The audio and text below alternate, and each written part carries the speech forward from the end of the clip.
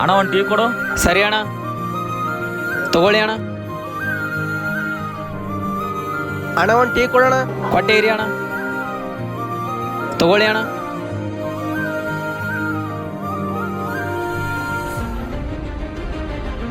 ಅಣ್ಣ ಎಷ್ಟೈತಣ್ಣ? 10 ರೂಪಾಯಿ ಅಣ್ಣ. 10 ರೂಪಾಯ